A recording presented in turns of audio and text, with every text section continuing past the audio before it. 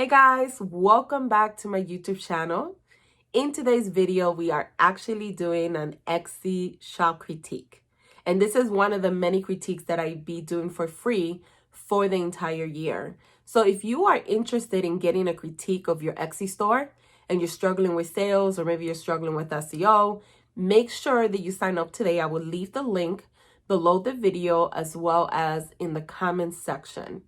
Now, also, if this is your first time visiting my YouTube channel and you want to learn how to grow an impactful online business, don't forget to subscribe today. Don't forget to show me some love by liking this video and leaving a comment below. So I'm going to head over to my computer to start the critique. I'll see you there. So here we are. This is the lucky winner. The store is called Creative PR by Carrie Lee. So thank you, Carrie Lee, for applying to win a critique. Now, guys, I'm going to be trying to do my best to do as many as I can for the month of June.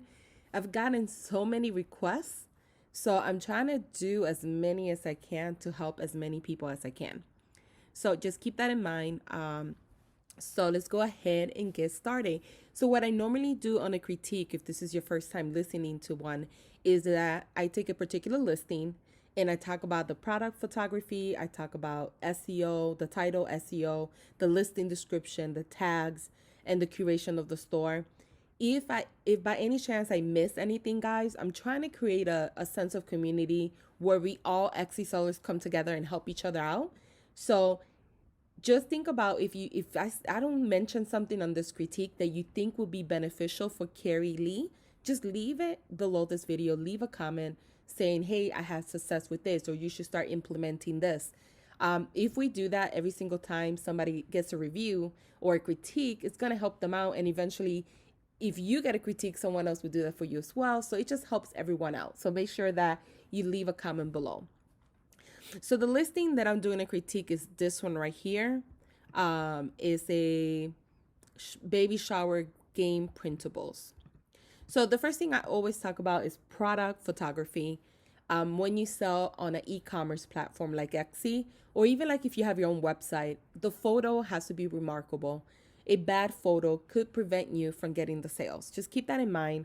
When people are browsing on Etsy, and they're browsing through baby shower invites or game printables, keep in mind that you're competing with all of these people next to you.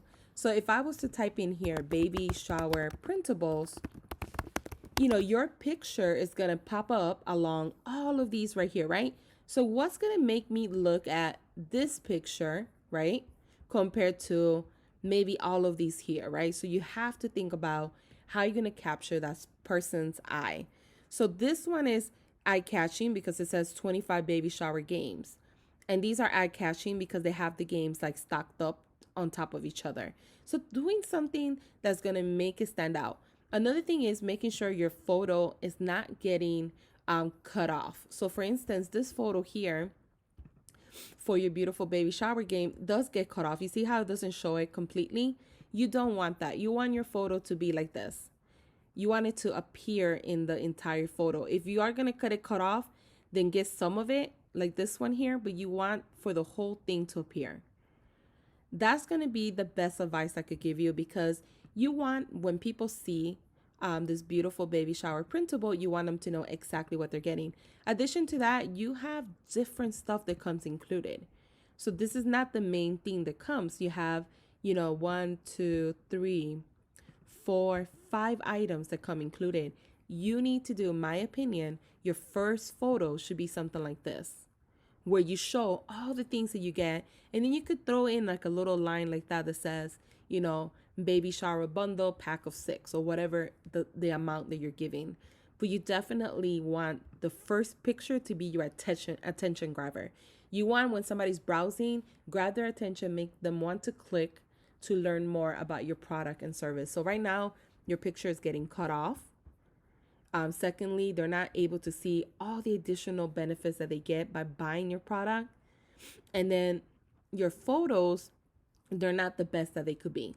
When you're creating a mock-up, having a picture that has a little bit of a shadow is really important. So it could give the illustration, right? Because this is a printable, but it could give them the illustration that they're getting something tangible, even though they're not. So it's really important to learn how to create shadows. You could use like Photoshop to create shadows. Even Canva has ways that you could play with blocks to create shadows. And in Creative Market, they sell shadow packages that you can add on Canva. So just keep that in mind. But you definitely need to work on having a shadow so it could look like a, say, tangible item. So something like this that you could see the shadow, like these right here, is really important. You see how you could see it looks like it's something tangible. That's what you want. And this is a printable file, but you see how you could see the lines right there. And you can see like the shadow. You currently don't have that. That's going to make your pictures look way better, guaranteed. Like that's going to be the quickest thing you could do right now to your photo that would take it to the next level. So making sure you do that. Another strategy that you could start implementing is on your actual listings, making sure that you have a photo with some type of call to action. When you sell on an e-commerce platform, telling customers, hey, click below to learn more about this product, or click here to favor our listing. Things like that is going to help you in the long run, because all of the strategies that I'm going to talk about today on this video, if you apply it on a regular basis, is all going to collectively together come together and help you grow your business.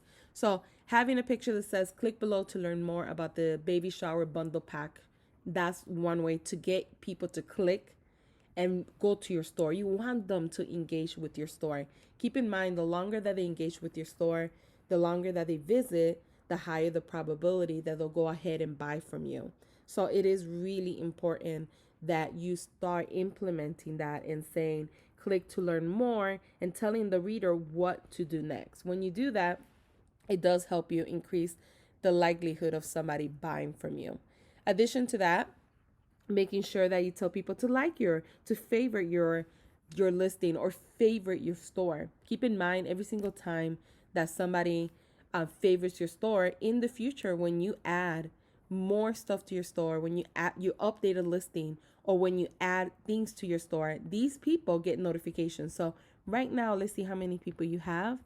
So no one has favored your store yet, and it could be that you're a new store. I believe you did tell me that, so that's fine. That's not a problem. But telling people to favor your store is another strategy, because that's free remarketing. So any single time now that somebody favors your store, later on when you add in new products or you're updating a listing, they actually get a notification, and that's going to drive more traffic back to your store. And these are people that will favor your store are people who are genuinely interested in your products, that are going to take, more interest in coming back and buying from you. So just keep that in mind. That's a quick way that you could help with increasing your engagement, increasing people to come back to your actual Etsy store. Another thing you might want to do is having a picture of each individual product, but like maybe on a baby shower, like a lifestyle picture, maybe you with holding them in your hand or something like that. Some people like the visual aspect of it, and that does help with when selling. But you definitely want to work on your photos. Back in 2018, Etsy did a survey to the buyers, and 90% of them said they purchased from a store because of the photo. It wasn't because of how many sales they had or what the reviews looked like, or what products they sold. It was strictly because of that one photo. So just keep that in mind. Having a good photo will definitely help you. So that's the first step that you need to fix for sure. Your products are beautiful. It's just you need to kind of, the product marketing of it needs a little bit of help. Now, the next thing I want to talk about is your title. And I think you did a good job with your title, because you're not doing keyword stuffing. I know for a long time I did keyword stuffing. I still am fixing some of my old listings, because I have my main store that has over 10,000 listings. So that one is taking me longer to fix. But keyword stuffing is no longer allowed by Etsy, because they're trying to be compliant with Google, and Google doesn't like keyword stuffing. Keyword stuffing is when you normally put all your keywords in your title. Now what they want you to do is be SEO compliance, but at the same time, be user friendly for the person that's buying from your store, so they don't get confused on what they're reading, right? If you have a whole bunch of keywords, it does make people think like, what exactly am I buying? It confuses people. So having this short and sweet. I think you did a really great job. The issue is, did you optimize your listing, right, for SEO correctly? That's the problem now or not the problem. That's what we got to look at now. So looking at your listing description, you did a good job of explaining, what's included. I always tell people, I know you mentioned that you kind of learned that from me, which is absolutely fine with me. I always tell people include, what's included, how to order, what you will receive, returns and refunds. Just include as much detail about that particular listing in the actual description, because it avoids unnecessary messages. It avoids unnecessary confusion. Are you still going to get them? Yes, you're still going to get them, unfortunately. You're going to get people that didn't read and they purchased and they're upset for whatever reason, right? But if you add all of these elements, it does help you eliminate some of it, at least. And it does make you look more professional, makes you look like you have taken time to craft your store and build it up, which is really important. So I think you did a really good job. The only issue with your actual listing is that you did not optimize it for SEO. You don't have keywords. I looked at a different listing that you have, this one here, because I wanted just to check, maybe it was that one listing that you forgot. This one doesn't have keywords either. So you're not, I don't know if you just forgot to put it on those listings, or because you don't have them in majority of your listings. And keep in mind, SEO is a term that if you want to sell online, SEO is a term that you have to get familiarized with and learn how to use it, because that's how the Google algorithm, and that's how large search engines, right, and X's algorithm, know what your listings is about, is through the use of keywords. So you don't have keywords, and that's a big one, because you need to optimize every single listing for keywords. The more keywords you use, the more volume of people come to your store. So the first thing you would need to do is do keyword research. You can use eRank. I recommend using erank.com. It's a free tool. You could have, I pay the pro version, it's really worth it. I highly recommend you do so as well. But with eRank, you basically go in there, you could go to tools and keyword explorer, and you could start doing keyword research. What I recommend starting is sitting down and thinking about, Carrie Lee, thinking about, okay, if somebody was searching for this actual printable, how would they look for it, right? Don't use the word just printable by itself. That's too broad. So think about long tail keywords, which is 2 keywords or more. Think about using unique phrases. And if your keyword is very long, when you start using it as a tag, you could break it down into 2 keywords. So just keep that in mind, guys. If the keyword is more than 20 characters, what you would do is you just break it down into 2 keywords and still use it as a tag. But making sure that you're coming up with keywords that describes exactly what you sell, so your target audience could find you. You don't want to use keywords that are too competitive, that is going to make you, get drowned with everyone else's listing. And you don't want to use keywords that are too broad, because then you show your products to anybody and everybody, and not everybody's interested in buying what you sell. And that hurts your conversions in the long run, because Etsy says, well, no one's really buying this listing, so it's not a favorite. Let's go ahead and put it as a, bury it in the search results. So you definitely don't want that. So just keep that in mind. I recommend sitting down, coming up with anywhere from 10 to 15 keywords that describes exactly what you sell, and then coming in here and doing some keyword research by using tools and keyword explorer, and looking at keywords that have at least a monthly search volume of 500 with less competition of like 30,000 or less. And keep in mind that you might find some great keywords, but the search volume is a little bit low right now, and that's more because of the pandemic that we're going through, and because of everything we're going through in the world, that not too many people might be searching for baby shower printables. But when time gets back to as normal as they can get, right? But when time, in a couple months from now, maybe even next year, people will start searching for these products.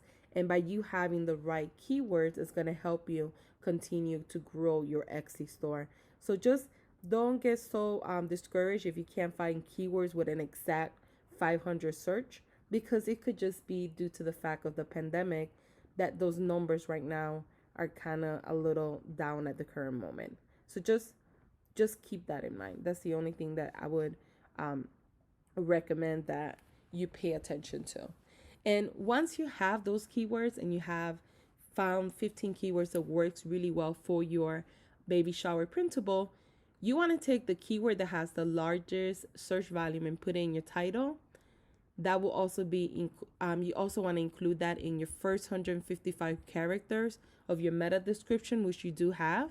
And then you want to sprinkle the other keywords in your actual listing description.